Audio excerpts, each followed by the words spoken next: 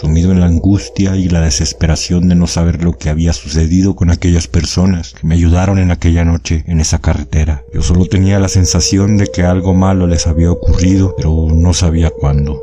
Hasta hace muy poco yo trabajaba en una fábrica en la ciudad de Monterrey y viajaba todos los fines de semana a una ciudad en el estado de San Luis Potosí a ver a mi familia. Generalmente lo hacía en mi camioneta particular, pero en ocasiones aprovechaba que algunos compañeros viajaban hacia aquel lugar y me iba con ellos. Lo hacía también para economizar un poco. Con el paso del tiempo, entró a trabajar un compañero que venía de Durango. El tipo era muy amable, siempre queriendo socializar con todos, tratando de animarnos cuando algo nos pasaba, y poco a poco nos fuimos haciendo amigos. Su nombre era Gerardo y siempre hablaba de un lugar conocido como la Zona del Silencio. Esa Zona del Silencio, según lo que se contaba, es un lugar en el desierto de Durango y Chihuahua. Una anomalía, las frecuencias de radio y de otros aparatos dejan de funcionar. Incluso nos contaba que en la zona han dado accidentes de aviones, vehículos, alguna que otra cosa por demás inexplicable.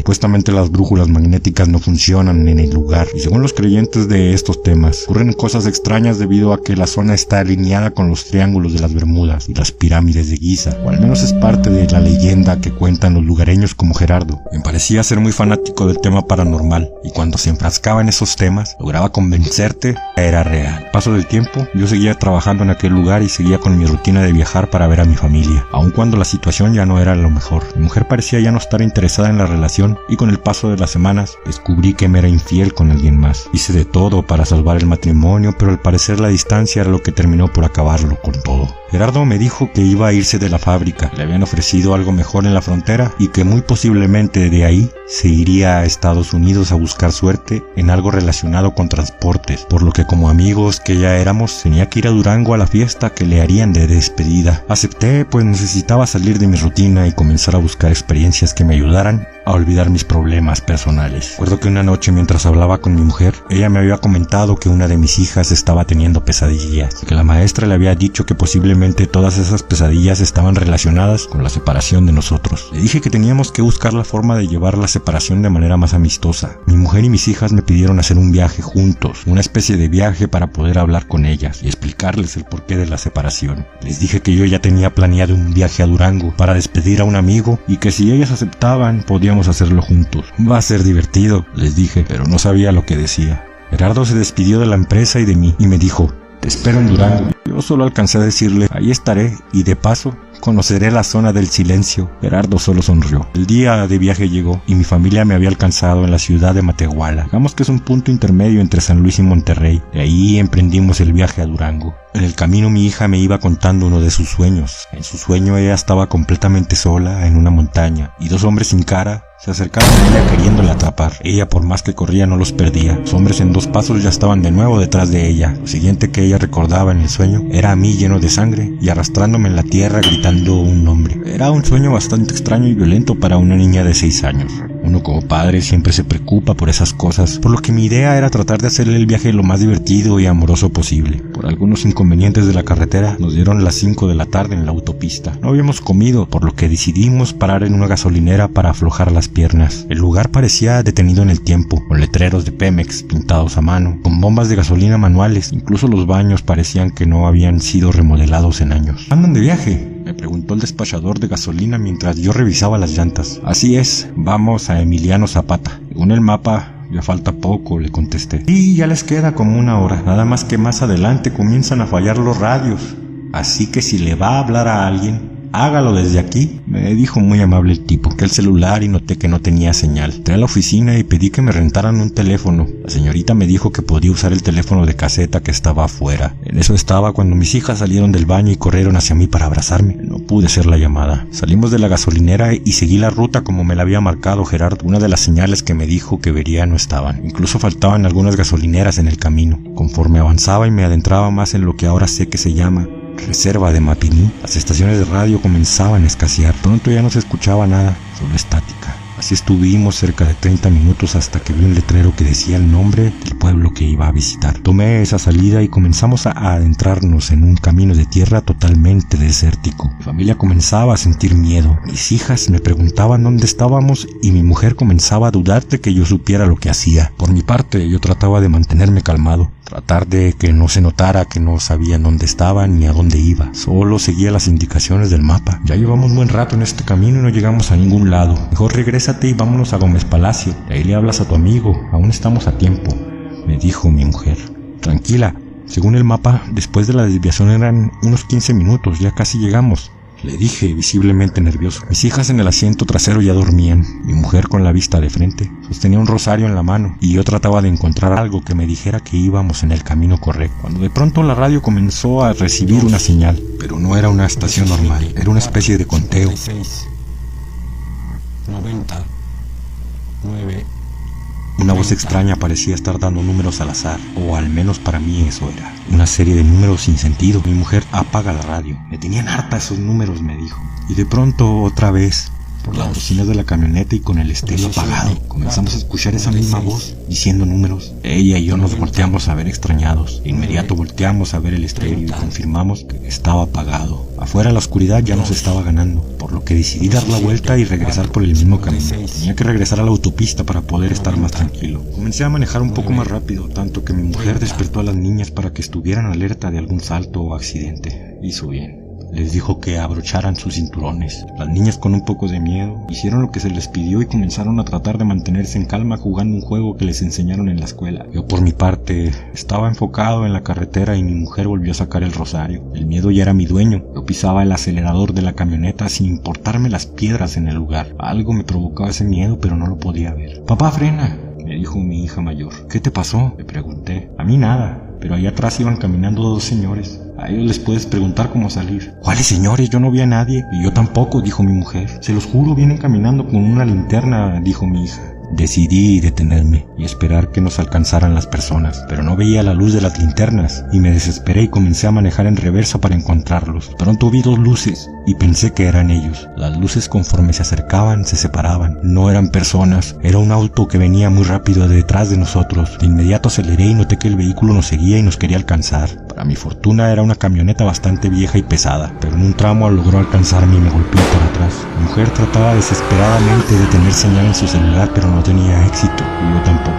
Ese camino era tan sinuoso que en algún momento perdí el control de la camioneta. Lo último que recuerdo en el accidente es que comenzamos a dar vueltas. Cuando desperté, una familia de estadounidenses ayudaba a mi mujer y a mis hijas. El esposo de esa familia me sacó de la camioneta y me dijo que tenían que llevar a mi hija a un hospital. Uno de los cristales de la camioneta se le había incrustado en la pierna y estaba sangrando mucho. Yo vi la cara de mi mujer y, desorientado, les dije que se fueran y que yo me quedaría a esperar. A mí no me había pasado gran cosa. Me di cuenta que habíamos tenido el accidente casi llegando a la autopista, y esa familia que viajaba por ahí nos vio por fortuna y nos ayudaron. El hijo mayor de esa familia se quedó conmigo. Los demás se fueron con mi mujer y mis hijas a un hospital. Yo, por mi parte, trataba sin suerte de llamar a la aseguradora para reportar este siniestro, y mi teléfono seguía sin señal. El joven me explicaba que sus padres eran ufólogos y que estaban viajando por todo el norte del país para estudiar posibles casos de extraterrestres y ovnis, y que uno de sus lugares preferidos para eso era la famosa zona del silencio. Le dije al joven que yo ya había escuchado hablar mucho sobre este lugar y hasta este día no creía en todas las historias, pero con lo que nos había sucedido unas horas antes, estaba por cambiar de parecer. El joven me comentó que a sus padres también les habían sucedido cosas extrañas, algunas sin explicación lógica en todas sus expediciones. Llevábamos una hora esperando noticias de su familia y de la mía, pero el radio que él llevaba parecía no tener señal. Se veía algo antiguo. Caminamos en dirección de la ciudad más cerca mientras platicábamos, pero de pronto el radio que sacó el muchacho comenzó a captar una señal de auxilio.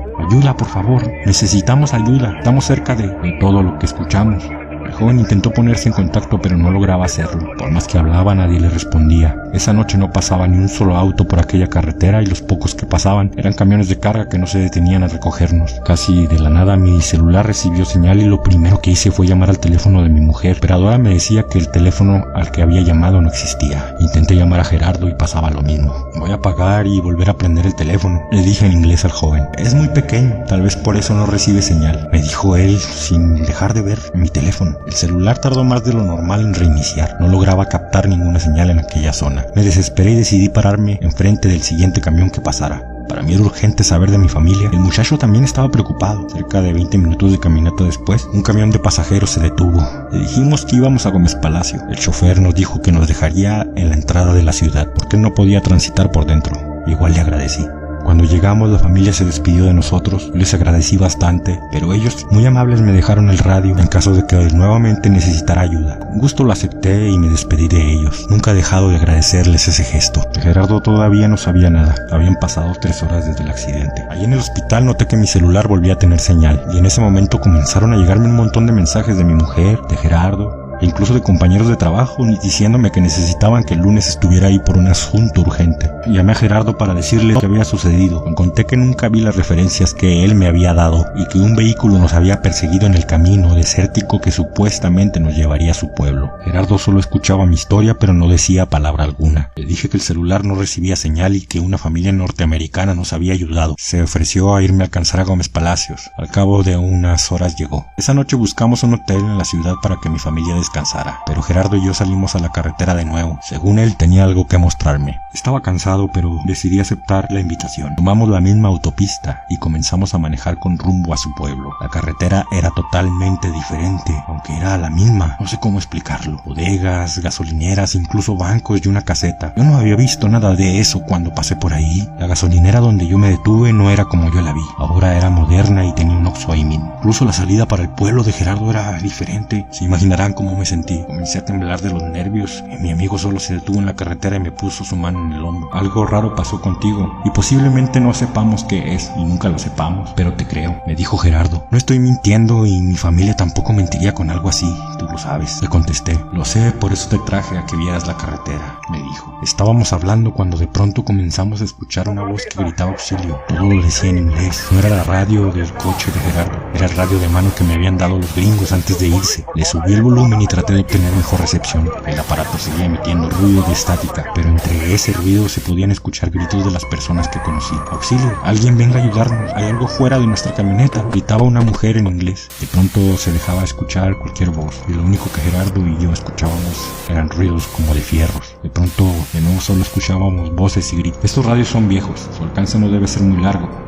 Si seguimos por la carretera puede que los encontremos si es que tuvieron un accidente, me dijo Gerardo. Pues vamos ya, ellos me ayudaron con mi familia, al menos quiero devolverles el favor, dije algo nervioso. Avanzamos cerca de 15 kilómetros y no vimos absolutamente nada. Uno que otro tráiler y vehículos, pero no había señal de ningún accidente y tampoco se recibía la señal en el radio. ¿Te dijeron a dónde iban?, preguntó mi amigo. La verdad no, solo sé que estaban viajando porque los papás eran aficionados a la ufología, a ver los ovnis y esas cosas, y que querían atravesar la lamentada zona del silencio. Gerardo al oír esto se detuvo a un lado de la carretera y se me quedó viendo fijamente. De nuevo puso su mano en mi hombro y me dijo: ten en cuenta que lo que te voy a decir va a sonar descabellado, pero hazme caso y solo guárdate esto para ti. Las personas que viste y que te ayudaron no están aquí. A ver, sácale las baterías al radio y busca una fecha de fabricación. Seguramente es un radio viejo. Esa familia seguramente sufrió algún tipo de accidente o de ataque en la zona y su energía quedó vagando entre tiempos. O quizás sean personas que se quedaron atrapadas. Unos misterios de la zona. Te repito, suena descabellado, pero es cierto que no eres el primero y seguramente no serás el último que le pasa algo así. Traté de convencer a mi amigo de que no era un sueño ni eran visiones. Todo lo que viví era real. Esa familia era real. Mi familia era una de las pruebas y el radio que sostenía en mis manos. Te creo, me dijo, como le creo a mi padre cuando me cuenta la historia de una avioneta estrellándose en el desierto y ver salir a 3 hombres caminando de las llamas. ¿Sabes cómo es que le creo? Uno de esos hombres llegó con mi padre a la casa cuando yo era niño a hacer una llamada telefónica para avisar del accidente. Habló con la empresa y dio las coordenadas. Los otros 2 tipos esperaban cerca del lugar del accidente. El hombre bebió un vaso de agua, se quitó la camisa sucia que traía y se fue con una playera de mi padre. Cuando mi padre regresó al lugar del accidente en la camioneta, el hombre se bajó y caminó en dirección de los otros 2. La avioneta no estaba y tampoco había rastros de que hubiera existido un accidente en el lugar. En un abrir y cerrar de ojos aquellos hombres ya no estaban. El vaso en que aquel hombre tomó agua sigue en la casa, su camisa sucia también. El número de teléfono que marcó existe, pero pertenece a una fábrica de ropa en Parral. Lo que nunca volvimos a ver fue a los 3 hombres y a la avioneta.